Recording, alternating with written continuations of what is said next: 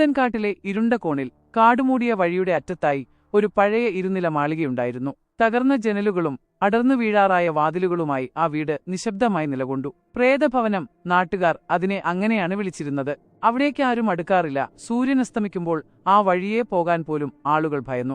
പലരും പറയും, രാത്രികാലങ്ങളിൽ അവിടുന്ന് അലർച്ചകളും കരച്ചിലുകളും കേൾക്കാമെന്ന്. കൂടാതെ വെളുത്ത രൂപങ്ങൾ ജനലിലൂടെ ഒഴിഞ്ഞുമാറുന്നതും കണ്ടവരുണ്ട്. അന്ന പുതിയതായി നഗരത്തിൽ നിന്നും വന്ന ചെറുപ്പക്കാരി തികഞ്ഞ യുക്തിവാദിയായിരുന്നു. പ്രേതങ്ങളിലോ അന്ധവിശ്വാസങ്ങളിലോ അവൾക്ക് വിശ്വാസമുണ്ടായിരുന്നില്ല. ഒരു ദിവസം കൂട്ടുകാരുമായി സംസാരിക്കുമ്പോൾ അവൾ വെല്ലുവിളിച്ചു, "ആ പ്രേതഭവനത്തിൽ ഞാനൊരു രാത്രി തങ്ങും, എന്നിട്ട് നിങ്ങൾ കാണുക അവിടെയൊന്നുമില്ലെന്ന്." കൂട്ടുകാർ അവളെ പിന്തിരിപ്പിക്കാൻ നോക്കിയെങ്കിലും അന്ന കേട്ടില്ല. അവളുടെ ധൈര്യം ഒരു പരിധിവരെ അഹങ്കാരമായിരുന്നു. അങ്ങനെ ഒരു ഇരുണ്ട സന്ധ്യയിൽ അന്ന ആ പ്രേതഭവനത്തിലേക്ക് യാത്ര തുടങ്ങി. കയ്യിൽ ഒരു ടോർച്ചും ചെറിയ ബാഗും മാത്രം. വീടിന്റെ ഗേറ്റ് തുറന്ന് അകത്തേക്ക് കയറിയപ്പോൾ കാറ്റിന്റെ സീൽക്കാരം അവളെ പൊതിഞ്ഞു. മരങ്ങളുടെ ഉണങ്ങിയ ഇലകൾ കാറ്റിൽ പറന്ന് അവളുടെ കാൽക്കീഴിൽ ശബ്ദമുണ്ടാക്കി. വീടിന്റെ വലിയ വാതിൽ തുറന്നു കിടക്കുകയായിരുന്നു. അകത്തേക്ക് കയറിയപ്പോൾ പഴകിയ തടിയുടെയും മണ്ണിന്റെയും ഗന്ധം അവളെ ശ്വാസം മുട്ടിച്ചു. അകത്ത് ഘോരമായ ഇരുട്ട്.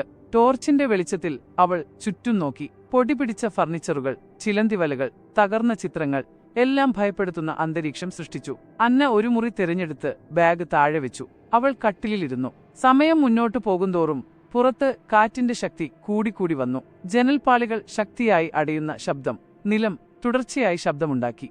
പാതിരാത്രിയോടടുത്തു. അന്നയുടെ ഹൃദയം പതുക്കെ മിടിക്കാൻ തുടങ്ങി. ഒരു തണുത്ത കാറ്റ് അവളെ തഴുകി നീങ്ങിയപ്പോൾ അവളുടെ ദേഹത്ത് ഒരു തരിപ്പ് കയറി. പെട്ടെന്ന് മുകളിൽ നിന്നും ഒരു കരച്ചിൽ കേട്ടു. ഒരു സ്ത്രീയുടെ നേർത്ത തേങ്ങൽ പോലെ. അന്ന ഞെട്ടിപ്പോയി. ഇതൊന്നും യഥാർത്ഥമല്ല, അവൾ സ്വയം പറഞ്ഞു. വെറും തോന്നലുകളാണ്.